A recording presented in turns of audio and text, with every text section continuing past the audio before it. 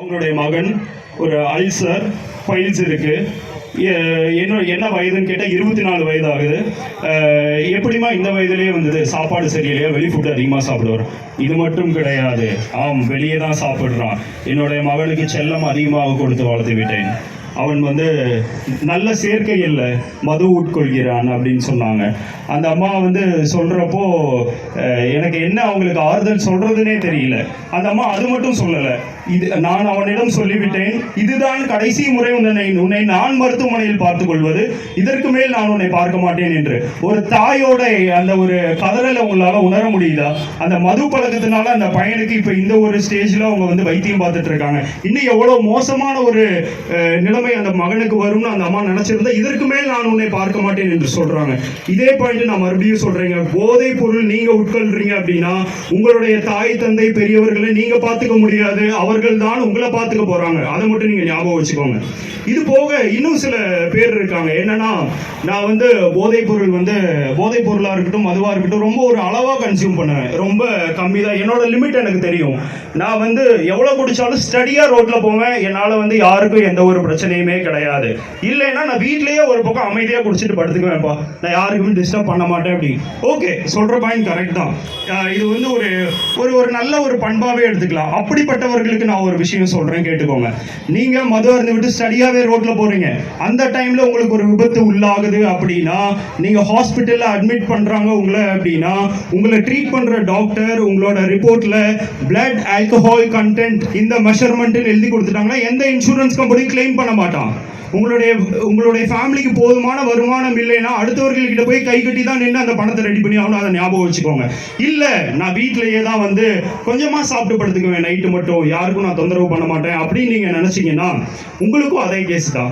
அந்த டைமில் உங்களுடைய உடல்நலம் குறைபாடு ஆயிருச்சு, இம்மீடியட்டாக டாக்டர் கிட்ட கூட்டி போகிறாங்க அப்படின்னா அப்போவும் உங்களுக்கு இன்சூரன்ஸ் கம்பெனி யாருமே கிளைம் பண்ண மாட்டாங்க. நல்லா யோசிச்சுக்கோங்க நண்பர்களே. உங்களுக்கு நிறைய பேருக்கு இன்சூரன்ஸ் கம்பெனி முதல்ல உங்கள் ஃபைல் உள்ளே போகுதுன்னா ரிஜெக்ட் பண்றதுக்கு என்ன காரணம் தான் பார்ப்பாங்க. அதுக்கு பிரைமரி ரீசனா ட்ரக் கன்சம்ப்ஷன் இருக்கும். சோ போதை பொருட்கள் நீங்க எப்படி பார்த்தாலும் உங்களுடைய உடலுக்கு தீங்கு மட்டுமே கொடுக்க போகுதுங்கிறத மறந்துடாதீங்க. சரி, ஓகே, இப்படி ஒரு போதைப் பொருள்லாம் இருக்கு. இதை நம்ம எப்படி ஒழிக்கிறது? இந்த அரசாங்கம் தான் ஒழிச்சு கொடுக்கணும்.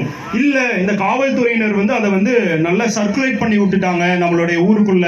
இப்ப இதுக்கு மேல நாம பண்ண முடியாது. இல்ல இந்த இந்திய அரசாங்கம், இல்ல இந்த டிபார்ட்மெண்ட், இல்ல அந்த டிபார்ட்மெண்ட், நம்ம ஏகப்பட்ட ரீசன் சொல்லிக்கிட்டே போலாம். பொதுவா அதோட விக்டிம்ஸ் இந்த ரீசன் சொல்லுவாங்க.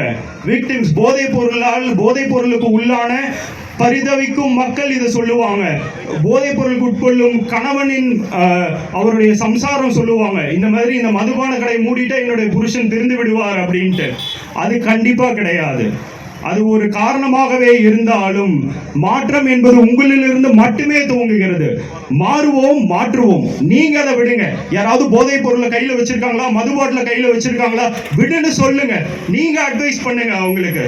இது போக 2000 வருடத்துக்கு முன்னாடியே நம்மளுடைய திருவள்ளுவர் சொன்னாரு கல்லுண்ணாமை அப்படின்னு.